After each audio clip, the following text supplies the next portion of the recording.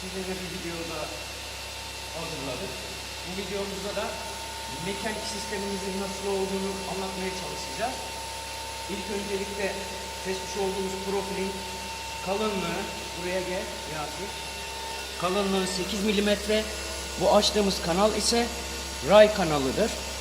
Aynı zamanda helisel tahrikli dişli sistemi olacağından dolayı buraya da aynı zamanda helisel dişlinin hem kanal ve deliklerini yapacağız. Buraya aşağı yukarı 2 milimetrelik derinliğinde ray kanalı açacağız. Hemen bakalım, gel buraya doğru Yasin.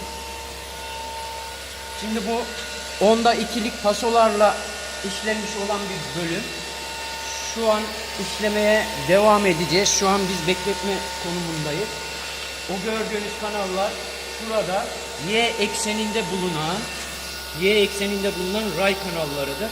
Yanında da helisel tahrikli dişli sistemimiz olacak. Sistemin dişlilerinin kanalı olacak. Aynı anda ikisinin hem deliklerini hem kanallarını açacağız. Şimdi başlatalım Yasin. Hemen buradan start yapalım tekrardan. Şu an 10'da 2 derinliğe girmiş vaziyette. Ray kanalımız açıldıktan sonra mekanik sistem hassas bir şekilde birleştirilme işlemine geçecek. Bu mekanik sistemin imalat sürecini sizlerle adım adım her videoda paylaşacağız. Bileğe bu şekilde bir mekaniğe sahip olabilmesi için bu işlemleri yapmak zorundadır. Bunun yapılabilmesi her insan için mümkün olmayabilir. Ama piyasada genelde 3 milim mekanikten oluşan sistemler yapıyorlar. Üstelik kanal manal hiçbir şey yok. Bu profil hiçbir zaman için düzgün gelmez. Düz olmasını iddia etmesinler.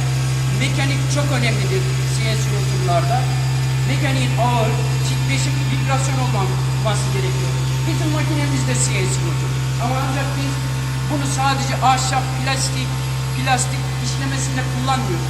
Görüldüğü gibi hem metal işlemesinde, hem alüminyum işlemesinde, hem plastik işlemesinde kullanıyoruz. Bunun kaynakları sebebi ise mekaniğin sağlam, titreşimsiz ve vibrasyonsuz bir mekanik olmasından kaynaklanıyor.